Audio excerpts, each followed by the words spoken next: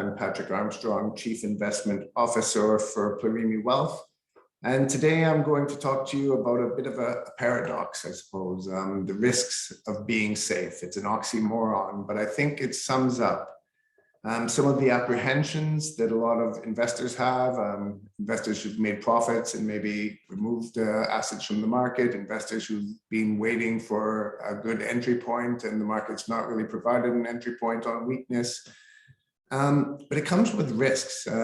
If you're keeping your cash on the sidelines, feel safe. There's no risk to that capital. If you're keeping your money in treasuries, again, there's no risk from a default from the government. But central bank policies and the environment with a lot of demand and curtailed supply mean the purchasing power of cash kept on the sidelines is being destroyed, really. Inflation in the United States is up 6.2% over the last 12 months. RPI in the United Kingdom is up 6%.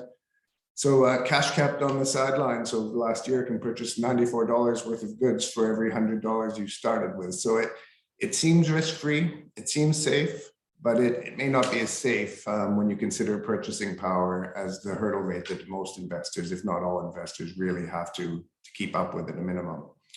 And I can understand the apprehensions of being in the market. Markets rallied significantly this year. The MSCI World's up a little bit more than 20%, S&P 500 about 23% year to date. And it's expensive as well. On price to sales, the market is at 3 times price to sales for US stocks today. For the MSCI World, it's 2.4 times. Both of those are record high multiples. The market's more expensive than it ever has been on sales. It's never been more expensive on cash flow either. But the market's expensive. We've got a process on our asset allocation that looks at valuations. Valuations are incredibly important in the long term. But in the medium term, they're very blunt instruments and they're almost useless at forecasting market direction. And what we've done to keep us comfortable in equities, and it's kept us in equities this year, is there's 3 pillars that are supporting equities. And while all of those pillars remain in place, we're going to remain long equities. We think it's still time to allocate cash on the sidelines to equities, to other asset classes as well. And the 3 pillars we talk about are real yields, first and foremost. This is the chart we said is the most important chart for 2021 as we came into the year. And it's real yields. 10-year treasuries yield 1.6% today.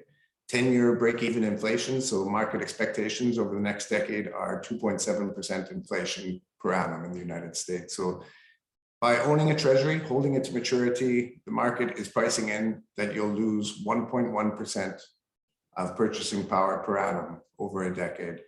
And negative real yields, no one wants to lose purchasing power. So it's forcing investors into other asset classes, forcing investors into credit, into equities, into commodities.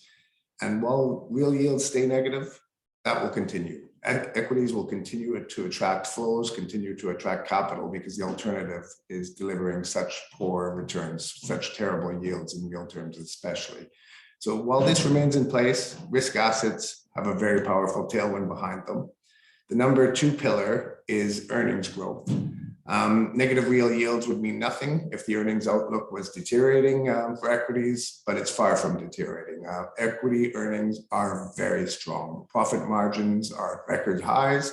That explains the very high price to sales multiples. You have very strong companies that don't just have cyclical growth driving them, they have secular growth driving them. So the Apples and the Alphabets and the Facebooks, those aren't driven just by the economy, they're driven by innovation and user usage. They're very well placed to demand peak multiples. And the cyclical backdrop is also very strong though too. Companies that benefit from consumption, reopening economies, all of those companies are delivering strong earnings growth. So this chart here shows the world, S&P 500, Stock 600, forecast earnings. And it really ebbed off obviously in the COVID crisis in 2020, but all of these indices have consensus expectations of record high earnings for next year. So while earnings are strong, they're being revised higher. We think this will continue to support equities.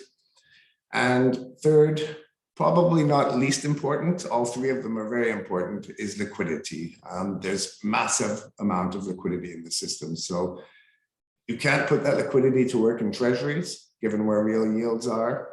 You'll be attracted by the earnings growth. And this chart here shows Fed funds reverse repo, how much cash banks are putting with the Fed overnight. And last Thursday, it was 1.9 trillion. It's never been that high before. If you look at the chart in 2013 through 2017, it got to $500 billion a few times, but the market is flush with cash right now. There's many measures for liquidity. I think this is a very good one.